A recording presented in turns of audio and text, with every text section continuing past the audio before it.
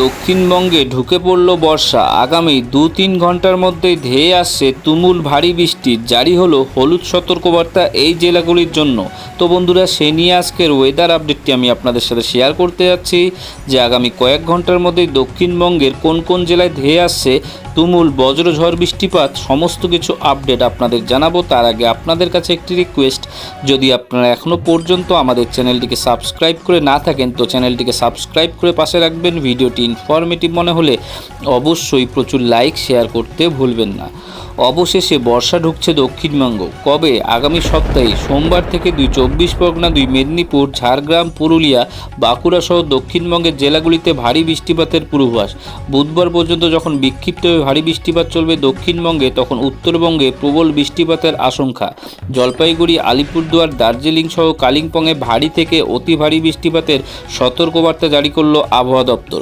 মেঘলা আকাশ, মাঝে মধ্যে বজ্রবিদ্যুৎ সহ বৃষ্টিও হচ্ছে, কিন্তু গরম আর কমছে না, বরং ভ্যাপসা গরমে অস্বস্তি আরও বাড়ছে দিন দিন।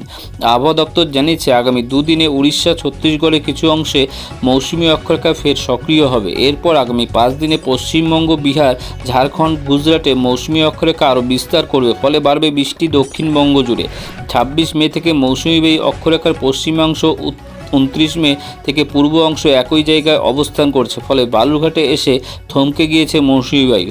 তবে এবার মৌসুমী বায়ু অনুকূল পরিবেশ তৈরি হচ্ছে বাংলায়। রবিবার পর্যন্ত দক্ষিণবঙ্গে বজ্রবিদ্যুৎ সহ বৃষ্টিপাতের সতর্কবার্তা দিয়েছে আবহাওয়া দপ্তর। সঙ্গে 50 কিলোমিটার পর্যন্ত দমকা গতিতে ঝোড়ো বাতাস বইতে পারে। রবিবার বজ্রবিদ্যুৎ সহ বৃষ্টিপাত সম্ভাবনা রয়েছে উত্তর 24 পরগনা, দক্ষিণ 24 পরগনা, পশ্চিম মেদিনীপুর, বীরভূম এবং মুর্শিদাবাদ, নদিয়া জেলায়। এদিকে বুধবার থেকে ফের ভারী বৃষ্টিপাতের আশঙ্কা উত্তরবঙ্গ জুড়ে, যার মধ্যে রয়েছে দার্জিলিং সহ সব জেলাতেই ভারী বৃষ্টিপাতের পূর্বাভাস।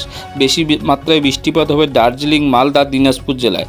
তিস্তা, তোর্ষা, জলঢাকা সহ অন্যান্য নদীর জলস্তর বাড়তে পারে। এর ফলে নিচু এলাকা প্লাবন ও পার্বত্য এলাকায় ধস নামার আশঙ্কা রয়েছে।